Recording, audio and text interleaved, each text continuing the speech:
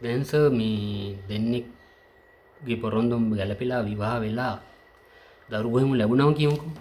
ඔව්. දැන් ඔතනදී මේ දරුවෝ අපි කතා කරමුකෝ මේ දරුවන්ට නම් තැබීමේදී මේ හිතන්න ඕන කාරණා වෙනවා ජෝතිෂ පැත්තේ. ඔව් ඒක නම් වැදගත් කාරණයක් ඔබතුමා මතක් කළේ. නම් තැබීමේදී එය ඉතාමත්ම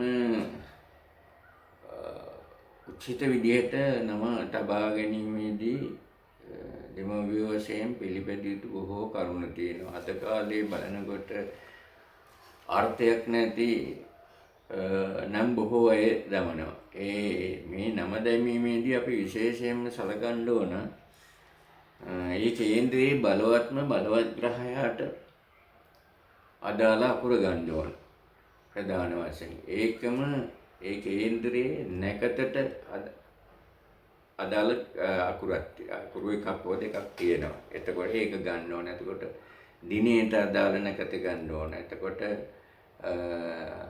නැකතට දිනයට ලග්නයට අදාළ අකුරු. ඔය අකුරු ටික සම්මිශ්‍රණය කළ ප්‍රධාන වශයෙන් අර බලවත් ග්‍රහයට අදාළ අකුර නැකතට අදාළ අකුර ප්‍රමුඛත්වයේ දීලා අනිත් අකුරු ටික දාලා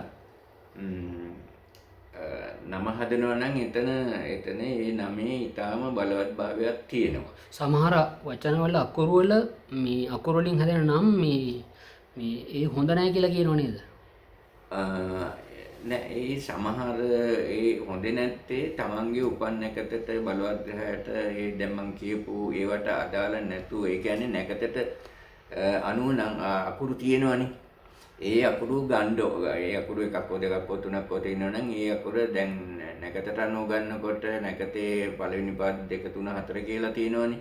එතකොට ඒ අදාළ පාදයට හිමි අකුර ගන්න ඕන. එතකොට මම ඉස්සෙල්ලා කිව්වා වගේ මේ බලවත් ග්‍රහයට හිමි අකුර ගන්න ඕන. ඒ කියන්නේ අපි කියන්නේ මේ රවි කුජ බුධ ගුරු ශිකුරු ආදී වශයෙන් ඒ ග්‍රහයෝ උච්ච සුචේත්‍ර වෙලා තිබීම තමයි බලවත් කියන්නේ. ඒ අකුරත් ඒ වගේ මේ අදාළ අකුර නම් ඒක මුලට යොමු කළා තමයි නම හදන්න ඕන. මේ ඊ අකුර එහෙම මේ ගොඩක් හොඳයි කියලා කියනව නේද? ඒ පොදුවේ ගස්සම ඊ අකුරනේ ඊයන්නනේ. ඊයන්න. ඊයන්න. ඊශ්වර කියන්නේ ඊශ්වර. ඒ පොදුවේ එහෙම මත තිබුණාට ගැළපීම ගන්න ඕන අර විදියට. මේ පොදුවේ මෙහෙම තියෙනවා කියලා එනම දාන්න බෑ. යාට ගැළපෙනවනම් මං කියපු સિદ્ધාන්ත වලට ගත්තර කමන්නේ.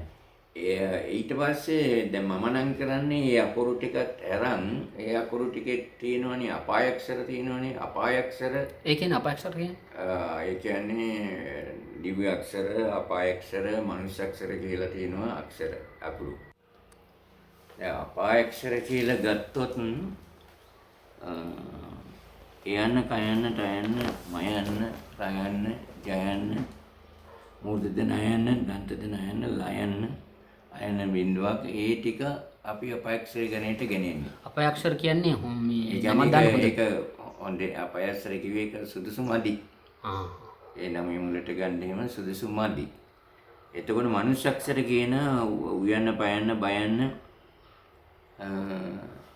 එතකොට හයන්න, ගයන්න ඒවා මනුෂ්‍ය අක්ෂර වලට ගන්න පුළුවන්. දිව්‍ය අක්ෂර වලට ගත්තොත් මනුෂ්‍ය අක්ෂර මේ මුලට දාන්න හොඳයිද? මෙහෙමයි. දැන් දිව්‍ය අක්ෂර නැත්නම් මනුෂ්‍ය අක්ෂර ගත්තට කමන්නේ. ඒ කියන්නේ දිව්‍ය අක්ෂරද හොඳම? දිව්‍ය අක්ෂර හොඳම. දිව්‍ය අක්ෂර ගණයට ගත්තොත් යන්න, ඔයන්න, ටයන්න, දයන්න, තයන්න, දයන්න, ලයන්න, ඔයන්න, සයන්න දිව්‍ය අක්ෂර වශයෙන් ගන්න පුළුවන්.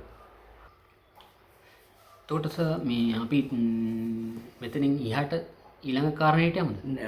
මෙතෙන්දී දැන් තව මට නව අක්ෂරය පිළිබඳ කියනකොට තියෙනවා නම තියේදී ඝන පිටීම කියලා තියෙනවා. එතකොට ඒ ඝන පිළිබඳත් නම තියෙනකොට පොඩ්ඩක් සැලකිලිමත් වෙන්න ඕන. ඒ කියන්නේ අපි අර ජ්‍යොතිෂ විද්‍යාව නම් කරලා දෙන්නේ මෙන්න මේ විදිහට මෙන්න මේ අකුරු ටික යොදා ගන්න කියලා.